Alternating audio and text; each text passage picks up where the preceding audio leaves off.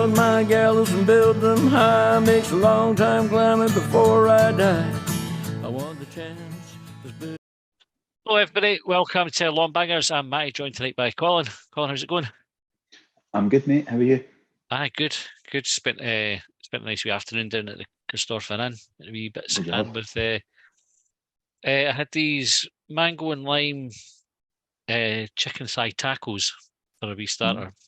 They were quite nice, and then a Balmoral burger is the main.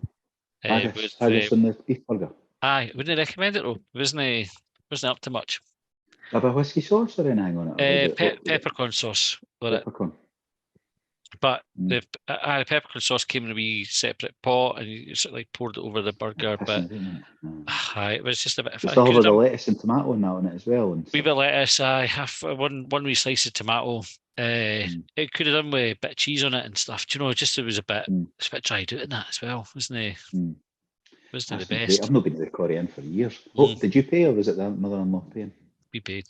Your treat. Fuck's sake, man! She's a pensioner today. She'd be loaded. Pensions were minted. We had Josh with us too. He had a student discount, but the code didn't work. Raging. So we would have got 10% off it, but wasn't it to be? Wasn't it to be anyway? Just paid the 10% out of his own pocket then. He should have. Couldn't even have a drink here at the car, so there's a pint of Coke and a latte after it. Still ate it all. For all complaining, I still finished it. But that's beside the point. Like you're expecting more you're expecting it not to be dry, yeah. Aye. The order on the app as well. I think we spoke about this before. That's like the best thing to come out of lockdown or COVID. Do you know, is not having to I can find out with waiters. Speak to people. Aye, just do the phone. And we also spoke about when you pay by card in a restaurant, the dilemma is some of them didn't let you pay a tip. This one lets you pay a tip up front. Right. But then you've got the dilemma, what if you pay the tip and the service isn't good? Exactly. What are you tipping? Aye, did tip anyway. So you pay when you order, you don't pay. You pay up. You pay as you order. So if you want to get like another, like if you wanted afters, you would do that and pay for that. Aye, more drinks. You just order the drink separately, I suppose. You just order another order. Aye. I'm doing anything to talk about this fucking game. We're going to have to. We did the Twitter space. And thanks to everybody who joined us for it felt like it was a busier event. Like at one point, the Twitter thing says there's like a wee +1 at the bottom, and I pressed it. It says we can only show you the first 1,000 listeners. But then afterwards, the numbers didn't look like it ever reached 1,000 days. So fuck knows. I think folk try to log on and log back off to catch up with your stream or slow down your stream. That was it. We were all at slightly different points of the game, but I thought it was like even in the second half. Was it the young laddie Dougie came on and he was like telling us there was goals about 30 seconds, at least 30 seconds before. He must have been watching it on pay-per-view. I could do for that. we were waiting to see what a VAR decision was, and that he's like, fuck it, don't worry about it, boys. That's a goal. He's done.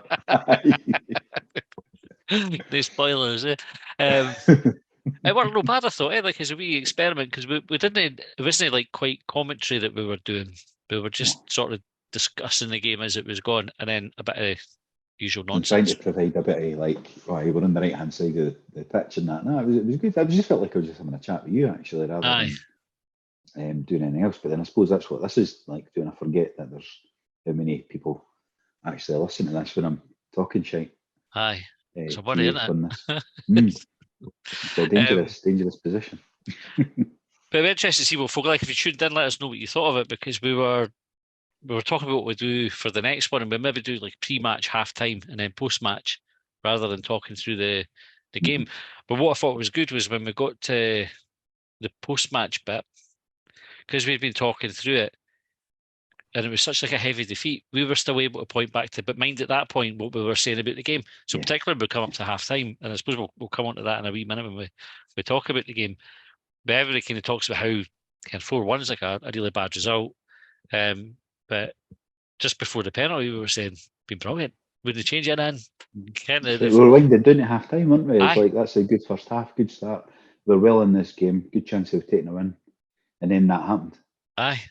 It was mental. Obviously, then the scoreline changes your view on the overall game. But right, we'll wind it back a wee bit then. If we talk about the game in general, Colin, what did you think about it? Give me two halves, really, massively. Like, I know it's a tired old cliche and that, but it was, because first half we were the better side, played some nice stuff, a lot of joy down the right hand side, particularly. Got a few shots away, nothing really that dangerous. Like, I think the shot stats show we got more shots than them in the game, but they were more efficient, or whatever the word is, with their conversion. Because, well, we're making a joke here, like Newell, like that one, you just needed to get more power and more direction on that one. Then that one, you just need to get more direction on that one. You know, it was like fucking hell. But then at least he was getting shots away. Was the positive I'm taking for that, because it's been a criticism I've had of the midfield or the team in general not getting shots away. So the first half was decent. Never a penalty. We'll probably talk about that separately. And then we were more positive in the second half, me and you and the boys that joined the call, about our chances than the players obviously were, because they came out. They did not come out in that second half. It was fucking appalling, some of the defending and the effort in the second half. It was like it was such a weird thing. I actually thought when we started the second half, until Aberdeen got the goal, I can't remember the minute that Aberdeen scored. It was quite early on in the second half that they got the second one. 51 maybe. But I thought we were approaching the game like we'd almost carried on where we'd left off for the first half. Mm-hmm. Aberdeen then go to the pitch, get the corner and score from it, and it's a fucking basic goal to give away. And Newell's been out in the paper after it saying it was his man, his fault. He'll learn from it, etc. And we had a discussion about whether it should have been Newell picking up that boy. Anyway. I still like it's obviously Newell's man, right? Mm-hmm. When you watch it back, but it fucking shouldn't be. That's my argument. So what they should learn from it is going, see the opposition's main striker. We'll put a defender on him. Mm-hmm. Like it's just, I don't know how that works. Like, there'll be folk that listen know more than me about football defensive alignments and all that. Lots of things. probably just that. But it's like you look at it and you go, everybody. So it's obviously let's all blame Joe Newell for it, right? But the thing is, it's like Porteous is just wandering about the box, and I'm not going to get on banging Porteous about it, because that's obviously what he's being told to do. Like, you're a free man, go and attack the ball. He didn't attack the ball, he wasn't near the ball, and it left Newell leaving his man unmarked, who is just so happens to be their number fucking 9. That would be like Aberdeen sticking fucking, does Johnny Hayes still play for them? Johnny Hayes on fucking Big Meiko. Aye. It's like, you'd be going, what the fuck's he marking him for? Aye. Mental. And it would never happen, eh? I suppose you made the point about sometimes they mark like the best headers. Mm-hmm. Headerers. You might put Porteous on the centre half, or somebody might put their centre half on Porteous because he's a danger. But we've got 3 centre halves. Aye. So we could have still done that as well. Aye. It just seems crazy to me that you'd have Newell maybe marking a post rather than marking a man, or marking another midfielder, but not, because you've even got Kenna, who you would have thought, just with stature and that, would have been a better defensive option than sort of one of your creative midfielders. It just seemed mad to me. Aye. But it was his man, like, you can see it. It's him. He's forgot it, and he's took responsibility for it, like you would expect him to. But he's probably gone, fuck him, I'm marking him.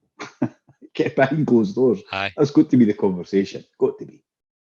There was and the second goal kind of pretty much killed the game. I thought, like, up until that point, I still thought we're in the game. I fancied us to come back still. 2-0. It seemed like, because we can't score when we're on top. Like, that seems just to be evident this season. It's really difficult for us to take to capitalise on the chances. Maybe speak about that as well, right? Because you've got, I saw this in the car earlier on, listening to the radio. St Johnstone against Rangers. Right? Rangers battered St Johnstone. They went up the park once in the first half. Goal. That's it. It was a peach, by the way. It was a fucking. Both goals were really good, actually. They weren't St Johnstone goals at all. Like, you know, they're both really good goals. St Johnstone did the same as when they played us. They hardly troubled Marshall all game. The 2 times they got decent crosses into the box, they scored for them. It's efficiency, isn't it? It's efficient. That's what we're not. How do you get to that level because you wouldn't, like, if somebody says, right, Colin, summer transfer window or a January window, you signing Stevie May or Nicky Clark. Yeah. You taking them above anybody we've got? No, I wouldn't have thought so. I mean, no, you wouldn't. Stevie May, no now. Like years ago, aye, but no now. No now. Well, but it's not just St Johnstone that we've seen how many times over the years, even the Championship. well, Aberdeen done. They had 5 shots at one point. They had 5 shots on target and 3 goals or something. Aye. Aberdeen done it to us. That was the big difference for me between the two teams was in either box. Aberdeen defended their box really, really well, limited us to no really, like, we didn't get any really, really great chances. We had some decent chances, but nothing that was like a stick on. I can hell how's he missed that, or maybe only one or two of them. Neil had one late on. Aberdeen didn't create anything either, but what they did create, they scored from, apart from the one that was off the line. And even then, it's cleared off the line. They're going to score it if it's no for Chabraya getting back to it. Yeah. And you think, what's the difference there between have they got better players in those positions, but then they weren't better when we played them at Easter Road? What's the answer? I don't know. I hope somebody's looking at it, like, because it is like, what was it? Can you remember? It was something like 17 shots on Friday night. Something like that, yeah. They weren't all on target, but I think at one point, whether it was quite near the end, so I don't know if it finished exactly like this, we were getting beat 4-1 or 3-1, and it was 6 shots on target D5 to us. Aye. And you think, how are they scoring every one? But then, you know what would have happened in the old days? And I'm not backing this at all, right? You know, I think Marshall's the best keeper we've had for years.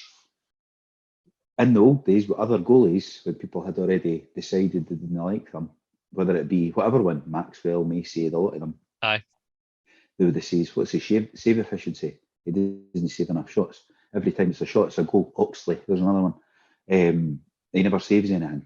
So maybe Marshall could save me. Just to throw the devil's advocate argument in. I like Marshall. And he made some good saves against St Mirren last week when we needed them. But maybe he needs to. And I think that stat, was it JD Hibs that put the stat out? Aye, put and out. I know it's only a part season and all that. Aye. But it's 55% shot saves or something. Yeah. Something, whatever the percentage was. Versus like 75 for Macy and Marciano. And you think, how the fuck's that? Like, we've got to tell these boys they make saves. Well, certainly Macy, because Marciano got a lot of credit for it. No. Aye. Don't know if the stats are skewed because it's only a quarter of a season versus the whole season or not. There was that. I think Liam in the chat as well sort of threw in the XG as well. How many of the XG chances did they save or something like that? Yeah, against the actual goals. Because that was what we said last year. I mean, Tony, when he was on Tony for the Terrace, said we let in as many goals as you would expect, where you want them to be lower. Yeah. Because otherwise you're not doing anything exceptional. You're just letting in what you expect. I don't know what it is this season. That would be interesting to know. Because if you're only getting 5 shots on goal and you're scoring 4, then that's a fucking high level. But then the XG is not calculated on as simplistic as that. It's like, was it a hard shot or an easy shot? And then they go into fractions in that. Aye. Where you are in the box and all that kind of. How far out you are. All that kind of stuff. Angles and stuff. We'll just summarise it as angles and stuff. Maths. Just maths. Because we've been on the back end of, like, in the last couple of weeks, that's a 6 and a 4 that we've conceded. It's not great. Our away form in general, like, I know we're going to talk an extra time about the last 6 versus the next 2 before the winter break, World Cup break thing, but our away form this season's been pretty shite, like really, really quite bad. It has been, aye. Because we won at St Johnstone, but other than that, I think we spoke about that on the Spaces as well. We only won at St Johnstone. Other than that, I don't think we've got any. We might have got a draw somewhere, but we've lost most away games. St Mirren, Livingston, Celtic, Aberdeen, Dundee United. And there's games there that we need to be winning as well. Do you know, if we want to finish third, you need to be able to kind of get some joy on the road. Aye. Because, you know, if you're winning all your home games, which we haven't done, but we've been quite good at home, apart from St Johnstone, a couple of draws against Hearts and Rangers, which you would generally accept. You'd rather beat Hearts, obviously, but you would generally accept that. If you pick up a few draws away from home, you'll be right in the mix. We're getting fucking millions away from home. Like, and there's a worry that we seem to be hitting a bit of adversity, going behind, and really struggling to get 3 points after we've hit that wee bit. So I try to think of games where we've managed to come from behind to win. We've drawn a couple. I think Hearts and Rangers are the ones that jump out. Yeah. But I can't think of any others off the top of my head where we've gone behind in the game and managed to eke out a result, pick up the 3 points. I can't think. There might be one, but I can't. Not off the top of my head, and I've not researched it, obviously. It's against the rules. Longbangers, isn't it? But I don't recall any. But it's certainly away from home. I mean, I'm going to have a quick glance while we're talking, but I think away from home, this season we've only won it at St Johnstone. Yeah. Put St Mirren, I've said that one. It's home record that's propping us up. Lee Johnson had spoken before about the sort of mentality of the team. Oh, we won at Ross County. Were we ahead in that game? It was 2-0. Aye. So, I win at Ross County, which is good. But it doesn't really answer that adversity. Another thing that's getting thrown up now as well is folk going back to the can he beat 11 men argument that was getting thrown about when we had the early sendings off against us or for us, depending on which way you position that. We beat 11 men as well, like in some of the games. We did, or we were ahead against 11 men or whatever. Right, turning point in the game really then was right at the end of the first half with a penalty. But what were your thoughts on that whole situation? Well, it's never a fucking penalty in its life. Like, I don't know what the rule is. I mean, I was talking to a Hearts fan this morning. I've seen Rangers fans. I've heard Aberdeen TV ex-players saying it's not a penalty. Journalists, Graham Spears, I think Barvin Bartley has said it on Sports. I've not watched it properly yet. I think he's come out and said, because the Sun's made a big headline of it, that the boy dived and all that. It's only Aberdeen fans that think it was a penalty. It's no, even only some of them. And unfortunately, only the VAR guy that thinks it was, because the referee didn't, because he never gave it until they made him go and watch the telly. But getting sent to watch the telly is effectively VAR saying change your mind, because they've never done. I don't know if there's any other way after that. Like once you get sent to the telly, I don't know if I've ever seen it change their mind, or sorry, not change their mind. Yeah, I'm sure it's happened, but none of the games I've watched. There's never a fucking penalty, but I mean, the thing is, like that often is a penalty if the player touches the ball before the goalie comes sliding out. But normally they'd probably have the ball under control rather than just booting it out for a by kick, which is what he'd done. And then normally they would stay on their feet and wait on the contact, whereas what he'd done was dive up and then almost stick his leg down to make sure he hit Marshall on the way down. It should never be a penalty. It should be a yellow card for a dive because he went up the way before any contact. He's not even been knocked sideways, which if you look at the angle Marshall was coming out of him, if Marshall was coming out at pace to make contact, he's not going straight forward. Yeah. And like I kind of sounds like sour grapes and all that, and it's like they'll be saying it's karma and all that, but like it pisses me off the whole thing about.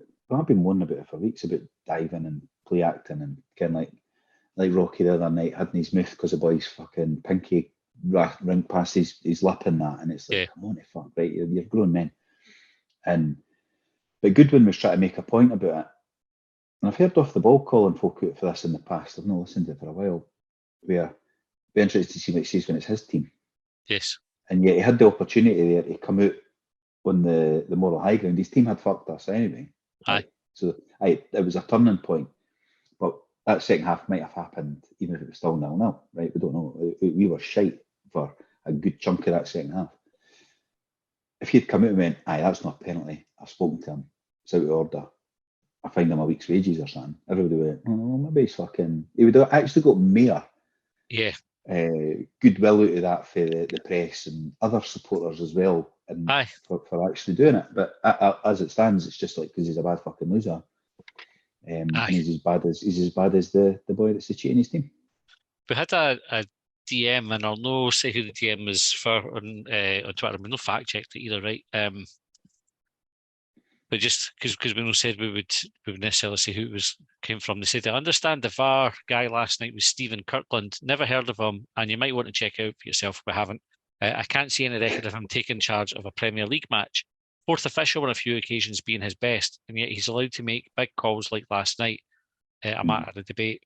And I think actually the referee that had the game, whose name escapes me, Monroe. Against no one I think's refereed many games as big we as said it during the commentary in the first half. Before any bad stuff had happened, we were just passing time. And we were saying, who's the ref?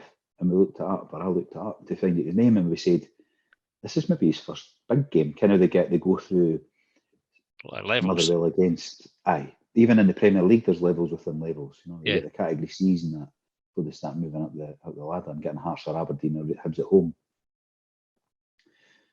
So it was an experience. What I meant to add on the VAR thing, so to everybody that kind of understands football, it's a dive. But the referees gave it. The VARs looked at it and gave it 5 fucking minutes. Like, the rules need to be clear and obvious. If you can't see that that's a dive or not a dive right away, or within two angles or whatever it is you get, you stick with the referee's on-field decision. Well, there's a line of thinking posted on Hibs.net, and again, I'll not say who posted it, but they said that they had heard from, I think, sources, like referee sources, the referee's decision on the pitch was penalty, but the linesman had said offside. So the order of events, the referee's going, I think that's a penalty. Linesman's going, I think he's offside. So the VAR then goes, check for offside. They go, he's no offside. Then, is it a penalty? And then they look and say, well, if the referee thinks it's a penalty, is it a clear and obvious mistake that he's made? Or So then he was going there. So actually, it's not a VAR decision to say it's a penalty then, because the ref gave it. So when he got sent to the screen, that is one where the referee said, "No, I'm not changing my mind then." In that case, which is mental. Which goes against what I've just said, where it says they get sent to the telly. That's to change their mind. Where he's decided to stick with his decision. I'm not sure I buy that version of events though. It would explain why it took so long if they're talking about offside lines and that. And they definitely did check for offside first, because that mind that came up when we were watching it, and they've got the lines out and they're going, right, well, they've checked the offside, now see what happens next. But the referee, even if it's no clear and obvious, where the VAR's saying you might want to have a look at it, surely the referee looking at it again going, I don't think it was a penalty at the time, but seeing it there, I've got the opportunity to fix my own mistake here. I've not given a penalty yet. It's fucking easy for me to go and book the boy and say that, or accept that it's not a dive and go, there's maybe a wee bit coming together, not enough for a penalty. We'll let it go kick, and then we move on. He's got the opportunity to do that. He doesn't have to give the penalty. Nobody kens, whether it's in the stadium or watching at home, what the referee's initial decision was in that case. It's not like he's gone running, pointing to the spot, going, fucking Ken, some of them get all excited with themselves. Penalty, yes, fucking got to give a decision. He's not done any of that. He's been calm and then got the wrong fucking decision. With the VAR also getting it wrong. See, this is the thing, and it's starting to prove me wrong, right? Because I'd say, well, this has got to take other excuses away. But I was on that Spears podcast a couple of Mondays ago, and it was a Celtic fan, it would be obviously. There was a Celtic fan that said, this has just got to show up how bad the referees are. It's not going to fix anything. And he's right, because they've watched that back and they still thought that was a penalty. So, like, they are either applying different rules that football fans don't know, or they don't know what a penalty is, or a dive is. Somebody said the referee got shown a still, where it looked like Marshall had made contact with the boy initially. Well, there is a still the Aberdeen fans are throwing out, but the boys on the wide down at that point. when he's leg then. He's already heading to the water. He's just to splash. Marshall's going, I'm getting to the road of this cunt, because he's already diving. Didn't let me fucking happen, was Marshall's thinking, which is why he's coming out such a funny sort of, because normally they'd have their arms out to try and get the ball, But what he's doing there is just fucking getting out the boys' road. So the boys made sure he came down and landed and touched his knee, because contact will give the referee a decision to make and all that shit. I honestly, I don't know if we ever get that squared up this season. Like when they say evens out over the season, that's just, I think anybody else would ever give that. Nah. And you see him spring, it's the boy's left foot, and he springs off it to dive. Like that's actually where his momentum comes from. Like diving into a swimming pool, I think somebody said. Aye, you can actually watch the minute he's pushed his foot up forward and put his arms out. Up and forward. Aye, up it's and like, forward. I've never seen anything like it. At least when Boyle and that does it, it's normally like in a natural motion. Aye. It's just fucking... it was just incredible. And you're sort of looking at it and thinking, you almost feel reassured it's going to VAR. It's all right. The referee will see it. And we'll get a penalty against us, and then you're like, fucking hell, even after watching that, he's gone, penalty, and they've agreed on it. Because the more you watch it, the worse it gets. If you'd seen that at first angle, because I think I probably said on the light, oh, fuck, that penalty. Because normally when you see a goalie clattering out like that, in a way, you think, what was he doing anyway? Come out whether the boy dived or not, which he did. But you come out and you, why is Marshall diving anyway? Like, the boy just booted the boy for a bad kick. Aye. He had no control of the ball. He was waking. Why was he sliding it? So he couldn't back out. He'd made that decision. He went and he couldn't. So that's kind of been taken away from it. Yeah. Can't he complain about the penalty getting saved and then retaken? Like, unfortunately. No. Again, the linesman never. That linesman got a wee bit of flack. I was talking to a few folk after it again about the VAR. He said linesman's said offside in the first place for the penalty one. Got that wrong. He's missed Marshall. That's all he's got to do, by the way, is a goal off his line. That's his job. That's why he's standing there. Aye. He's missed that. And then for our goal, he flags offside when it wasn't he? See, that's the thing, though. You'd like to think these boys are paid a lot of fucking money. I know that folks say, oh, it's a hard job and all that. I find it's a hard job, right? They paid a lot of fucking money. They've paid a lot more money than, maybe no Aberdeen and Hibs players for that game, but they've paid more than like probably the bottom half of the SPL. £800 a week, £1,000 a week in that some of these refs are on. And you think, it's a no bad wee part-time fucking job, eh? You can earn like a well above average salary in your part-time job. And you're not even good at it. Like you're doing stuff like that. Like you can't say that goalie's off his line when he saved it. You can't say that's. Did he call offside, Nico? And then they got overruled for onside. He did. Aye. Although to be fair, that's one of the ones when your eyes are, because we were doing the same, and then I went, that boy over there looks like he may have played him on, because it's your first views in the middle. You're looking at the boys round them rather than. But even this is where I would stick up for the linesman in that case. Even watching it back before they put the lines on it and saw the boy up, I was like, even including him, and he's still well offside. The ball moving. Offside's a nightmare for a linesman, but it is his job. Like it is the only job, right? So it is hard, but it's almost impossible actually. The close ones, because how you might watch the ball leaving somebody's foot at the same time as you're watching. You can see if it gets a wee nick on it and everything. I suppose that's the benefit of VAR, because that goal could have been. Obviously, it turned out it wasn't, but it could have been. That goal would have got shot off and nobody would have complained. Aye. And it could have been a pivotal moment in the game. Do you know, like if we'd gone on to win the game, you'd be looking going, fucking hell, thank fuck we got that goal. And thank fuck for VAR. 2-1 or 3-1? 3-1. Aye. You might have had the chat saying it's 3-1 better than 2-0 or different. Yeah. It's really disappointing, like the VR. But I mean, look at the other ones in the league. There's nobody knows the handball rule, right? I was having that discussion this morning. There's been nobody knows what it is. You either need to go, like Dave was saying in the group chat. Every handball is a penalty or a free kick. That's it. Or you just don't, like, none is. Unless you pick it up, that's all the way you can get unless you're punching it. Aye. Because it's too sort of subjective, isn't it? It's like you can't. There's too many greys, and that's probably why VAR.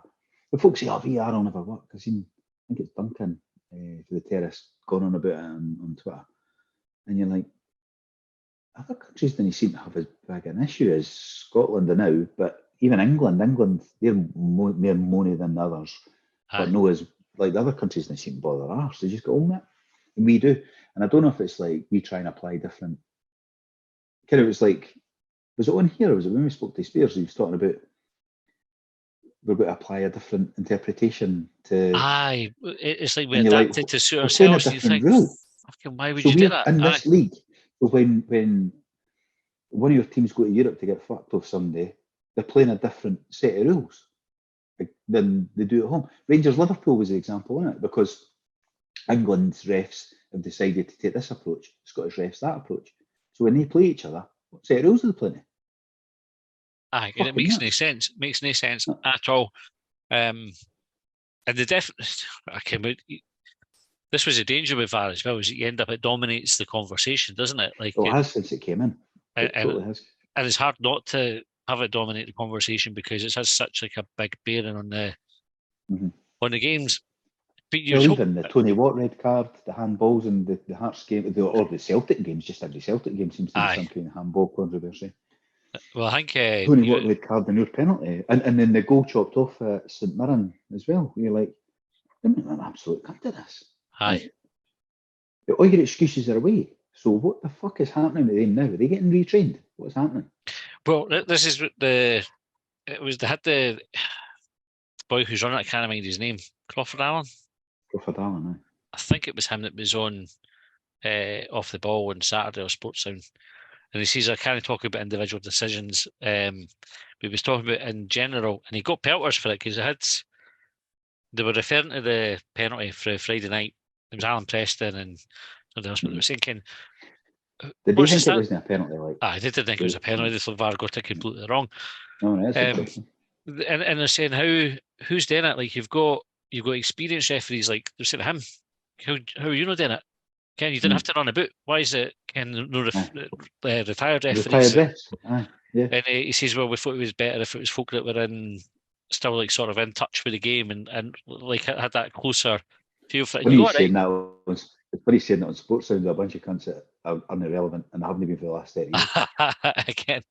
Like he's making a point today, isn't he? And Mr. Preston, who played 100 games or something in his career and retired in 1988. Yeah, aye. He sort of fair enough, right? You can see the logic for that. But then you look there and say, we've got a boy that's doing VAR who's not got experience of refereeing games at that level.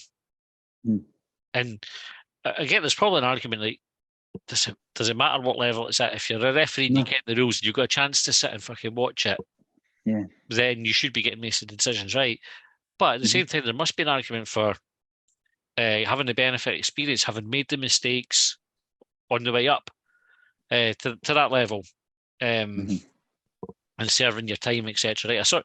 I sort of have a problem with it in that it creates a disparity in the standard of referees within the league. So you've got Rangers and Celtic always get the best referees, like best in inverted commas, whereas and I'll pick two teams. I'm not really meaning to be rude to them, but disrespectful. But say Ross County, Livingston, two of the smaller teams in the league, they'll get the diddy ones. John Hughes called it out, and we spoke about it in Spears one as well.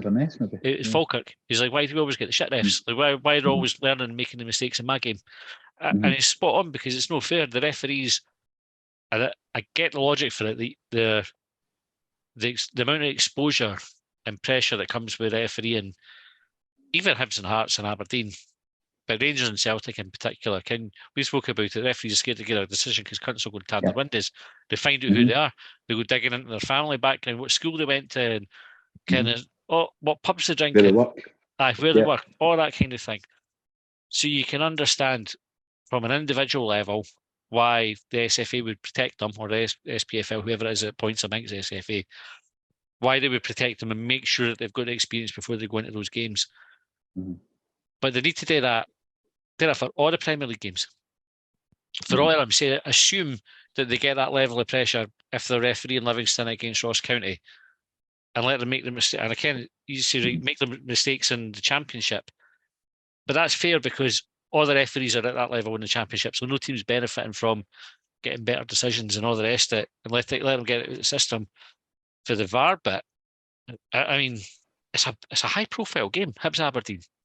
You can't have somebody that's not a fucking experienced referee doing that and then sitting making a decision on a penalty like that. It's just it does everybody like a disservice. I agree with you, but we come back to, like, in one way, do you need a referee to do VAR? Could it just be like a fucking pundit or a journalist that's doing it, right? Because we're kind of fucking rules, like the rules they're making the decisions on, right?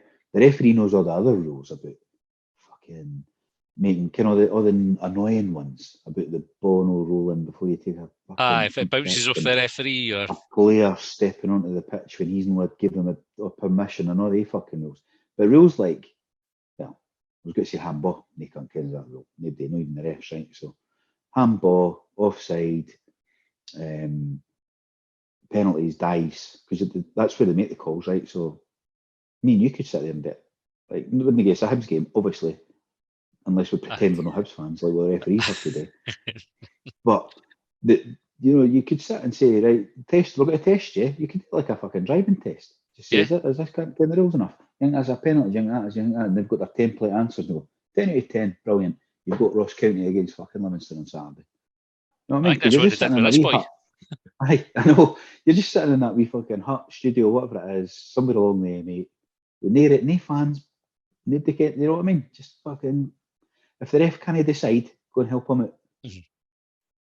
And I suppose and this is where the dilemma comes, because 2 of the 3 sort of significant decisions in the game, the VAR got right, which was the Hibs goal and Marshall saving the penalty. Like it went back to VAR and they went, aye, right, that's fine. It needs to be retaken, and the Hibs goal stood. So there is a benefit, because otherwise Aberdeen would have been done out a goal unfairly. If you take it as a given that the penalty was right, Aberdeen would have missed it, and Hibs would have been done out a goal, and it would have been an injustice as well because the boy was onside. So you've got a benefit to VAR there, but they have to get. It's only 3 decisions. It's not even like a fucking full game's worth. No. 3 big calls to make. Can't it be that difficult to get all 3 of them right? How much should they paid for it as well? You know what I mean? It's like, as you go, it came out as well that by taking a first class ref or whatever the class is to sit in the studio and watch the telly, that means that somebody doing the levels, the championship standard of refereeing's dropped, right? Because their referees are now the ones that used to be in League One, did they? Because if you've got these boys sitting in a studio, just get somebody else to do it. Like, it should be easy. It shouldn't be this hard. We're making it fucking difficult. Hire specific VAR referees. Just make it a job. Just bring folk in. Like boys that have retired recently, because you can only be a ref at a certain level till you're 45 or something like that. Right, mid-40s, something like that. About your age. Fucking hell, we're too old to be refs now. I know. Gutted. Well, I'm not. You'll be 45 soon, but Wednesday. As of Wednesday, let's be out of the game. You're fucked. Can't even be VAR. But you've got like Charlie Richmond and kind of Dougie McDonald and that, and they've got great reputations in the ball. But still, they boys have all retired, right? Aye. They all ken the rules inside out. Just get them fucking sit in the studio and do it. Like, aye. Or people like that. Or foreign ones that have fucking finished and say, you want 500 quid a game to watch the telly? Just come over, I wouldn't need you to run a bit anymore. But you could get folk who would have been referees but have never been able to be fit enough to do it. Do you know, for whatever reason, you say, like you say, you can sit the exam. You care enough about but I suppose it's just theory, isn't it? It is just theory and then applying it. But then I suppose this boy that was in on Friday night kens the rules. He's a referee, a grade 1 referee. I know. So he should be better than the person you just say, go and just train him up and pass the wee test. I'll go back to what I was saying on Extra Time last week, is I hope they take all these decisions and they use it to calibrate with the referees and the VAR referees. I hope we're on the end of some of them the right way around though, before they do that. Before they sort themselves out. Yes, that would be good.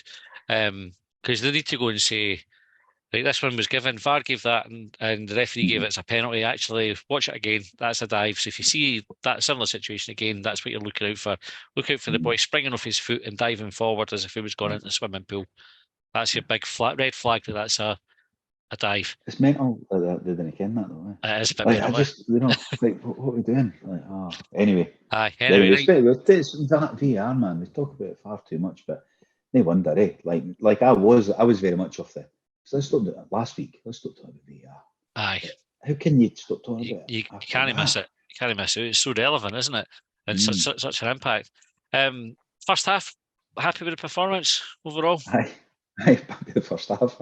Aye. First half was good. Second half was the problem. That's Aye. So I thought there was loads to like about the first half. I was a bit, when I saw the team lineup, I was a bit concerned that they have enough natural forwards, relying on Henderson and McGuinness to support Big Miko. But actually, the way that we played, we had good width. I thought Cadden was doing well on the right hand side. Pochis was popping up over there to overlap or put balls into the box. Newell was picking up good positions. Kenna was doing his usual mopping the ball up, and we looked decent. Like we were really kind of comfortable. In fact, somebody, was it Vince? Vince that tweeted to say, hadn't they seen like as dominant a Hibs performance at Pittodrie? Just as it was approaching Hibs, it might have been Vince, it might have been Jeff. I can't remember. I should probably went back to check the tweet. One of the old boys. That was the general consensus, wasn't it? It was like, fuck, we're right on top here, and then they get this penalty out of nowhere. And the second half collapse, Colin, what'd you put that down to? I don't know. Like, I mean, really poor defending. Like, we've spoken about Newell losing his man, but also why the fuck are they lined up like that in the first place? Somebody, like, as I refer back to it, like, sort of flippantly almost sometimes, but my daughter's 12-year-old, and if she was playing on a Sunday and somebody in her team was, I'd expect her to be saying, "You fucking mark her," like at 12-year-old level, girls level. Because I think that's incredible that we've left Pochis strolling about the box, because that's what he's doing. When you watch your back, and you're on their danger man. Fucking that's mental defensive alignment. That if they'd been coached like that, is wrong. If they've not been coached like that, they should be able to sort themselves out a little better. The third goal. What was the third goal now? Was that? That was in the back. Oh, that was a bit unfortunate. The corner. See, on that one, there was this maybe a point on VAR as well. Why standing right in front of Marshall? Offside. I said that on the spaces. I see he's offside, but so I don't, because Macy, fuck me, Marshall never even moved. For it, and that could be because he couldn't see until it was like gone past him, and the boy was standing there, 5 yards offside, 4 yards offside, like but well behind the defensive line. But I don't know why that. But they must have checked. I thought they checked every goal. Well, they're meant to check every goal, but again, check this is where Hibs need to get smarter by going, fucking ref, like pointing at the boy, making a big deal about it, having Marshall in his ear as captain, saying, fucking couldn't see. So then the ref goes, go and check to see if the boy was standing in front of Marshall. And then, obviously, they're then hoping the VAR boy goes, aye, was, or no, watches him, goes, aye, was, but I'm going to pretend he never. Because that would have been significant if it stayed at 2-0 a bit longer. It's a different game. And it was a shitty goal. Like it was fucking nuts. Just to anybody that didn't listen to Spaces, we had said in the first half, I think the words were, Naka never scores for corners. And it was something like, we come up with the stats, say, how low a percentage, 3% of goals come for corners. But as it turns out, that 3% is entirely made up of goals that Hibs concede. Because if you take Hibs out of it, if we take games featuring Hibs out of it, it's like 1.5% corners. Because I mean that one there, it was just like one where, like we didn't get a strong enough clearance on it. But then even the shot comes in, it would hit, and normally would hit somebody, maybe go for another corner, maybe just bounce to another defender to get wiped away, cleared. But it just landed for them, and the boy just hit it down in the goon. Not even that hard. Nah, it's no good connection of that, and is the it? Marshall didn't move, and you're like, fucking hell, man. Just knew that was me. That was the end of my night there. Like, I wasn't. These boys were still trying to be positive, you and Leon particularly, I think. But I'm like, fucking game's done. Like, and it was it too, for me, to be honest. It was good. Then we got the goal, Big Miko. It was a good goal as well. I had another one chopped off. I was like, this boy loves scoring a fucking goal that doesn't count. But it counted in the end, at least. Yeah, but it was a good bit of play. Was it Chabraya that put the ball in? It was Melkerson out to Chabraya, and he fired it in. So it was. Yeah, Melkerson was decent when he came on, actually. Yeah, he was. And then that fourth goal was fucking horrendous. Like, I still can't quite work out right. So there was folk on the call after the game, during the game, saying, what's Hanlon doing? He's in midfield. I'm not blaming Hanlon for that. we've got three defenders back in the box still. Aye. Rocky at the front post, Porteous in the middle, and Cadden at the back post. I'm not blaming Rocky either. The boys beat him with the ball. Porteous didn't stick a leg out. I still, when I watch it, I think, what was he thinking? Aye, why not? Because he just needed to either stick a leg out or slide into the ball. If to stick a leg out was just too far out, it might have just been out of his reach. So slide towards it and put it for a corner, right? They came what he was doing. Then you look at the back post and you think, that boy's just ran away from Cadden as if he's not there. Now, Cadden stops. That's because of Cadden's urgency. Cadden maybe stops because Porteous has got to shoot for a corner, right? But still, he should be following it in.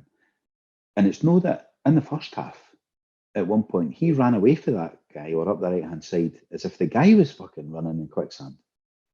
So it wasn't a pace thing or anything. It was just switching off or lack of urgency or desire or whatever word you want to use for Cadden.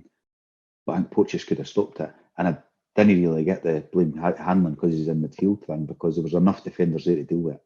Aye. And we're chasing the game at that point as well. You know what Hibs, Hanlon normally pushes forward when we're chasing the game. I was fucking bitterly disappointed, and it was mental because actually, when you look at the stats and you look at the balance of play for large chunks of the game, and it was one of those ones, see if it had finished 4-1 to Hibs, nobody would have batted their eyelids about it. Do you know what I mean? Like, you would have been, maybe it would have flattered us a wee bit, but because of the number of chances that we had, never if it been 4-1. And you'd got 17 shots on goal, sort of stuff. Aye, look at the possession and all the rest of you say that's a bit of doing. But at the same time, I have zero complaints about losing 4-1 because you can't defend like that. Bad. It was so bad and so comical that we got exactly what we deserved from it. It's meant it was probably like Kevin Motherwell got beat 3-0 for Hearts. And it was like, it looks like an absolute chasing, but it wasn't. Motherwell played well in that game, and efficiency. Efficiency, and that's been clinical. And Lee Johnson must be tearing his hair out with it, because how many games have been now? We're into November, and ultimately he carries the can for it, right? But I can't remember, it was Guardiola, right? Guardiola, but he was at Barcelona, had said something like his job as a manager is to create a system that gets the players into that end of the pitch, like to create the chances. And the rest is on the players, how they want to finish it, and they're responsible for finishing off the chances. It's kind of how we did it. He was giving the team credit more than him taking the credit for it, but that's what he said. My job as manager is to create that. Lee Johnson, not that I'm comparing him to Guardiola, but he's doing that part of it. Like, if you look at how we play, and the number of chances we're creating, he must just be going, fucking hell, what do we need to do here? I didn't, like we said earlier on, they kind of answer. I don't know how we get our to a position where we're more clinical and more efficient, but it needs to happen soon, because we're going to get picked off in games like that all the time, or have what happened against St Johnstone, where we're a goal up and then they get two chances and then we're 2-1 behind, and the mentality is shit, so we didn't come back into the game. Yeah, no, I agree. I don't know how you do it other than practice, but or get better players. Well, that's the only other one. That's it. I mean, we'll have Nisbet back soon, and that'll make a difference. You can't really sort of criticise Big Miko for it. He's banging them in, but the others need to up their game with it. Like, we can't. It's just, you almost saw it with Celtic. Celtic just did it with Dundee United on Saturday. They battered them the game, I think, and then Dundee United score just before the 90th minute. But Celtic are good enough that they can switch it on, and then they get two chances in injury time and get, win the game 4-2. We didn't have that about us, where we can go, all right, we better put one of these away. We just seem to kind of step up another gear or whatever. We just didn't do it. Anyway, right, Ross County on Tuesday night. How do you see that going? They got beat yesterday in the end, didn't they? They were winning, I think. It was the penalty attention I was watching. I think they won. Did they not beat St Mirren?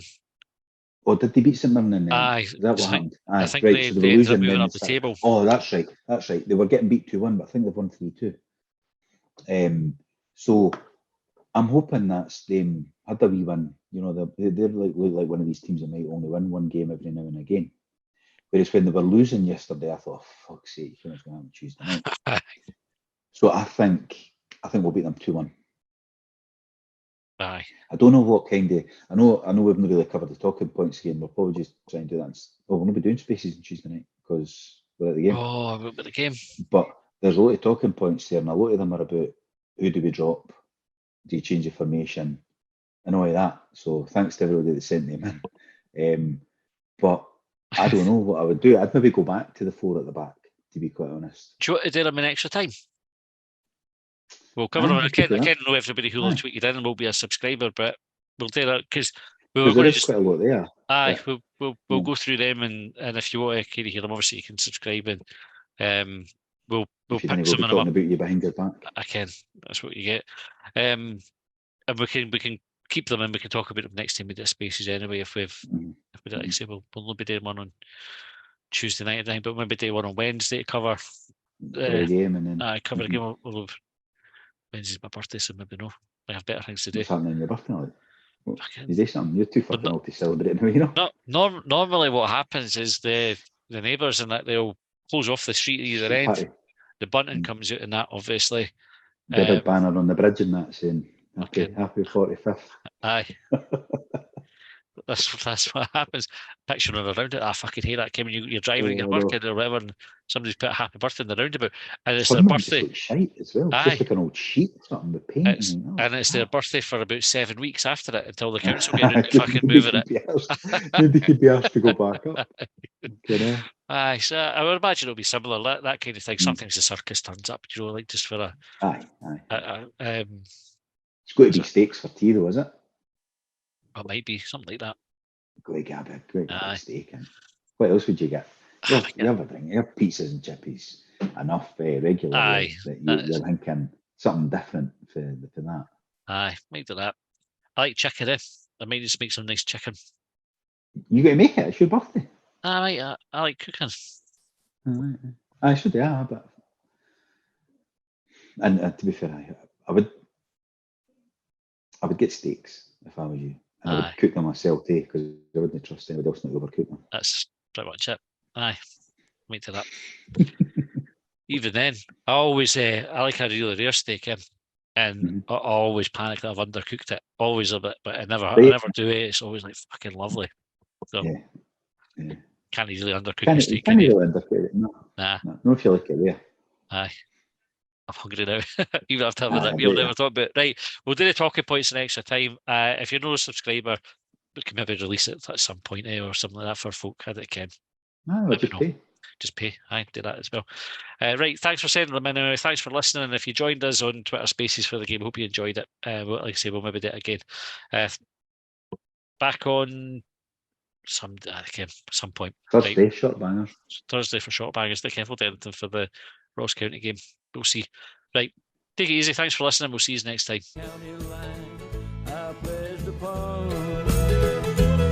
Well, they trailed me down when I broke free. I drank all the whiskey in Tennessee.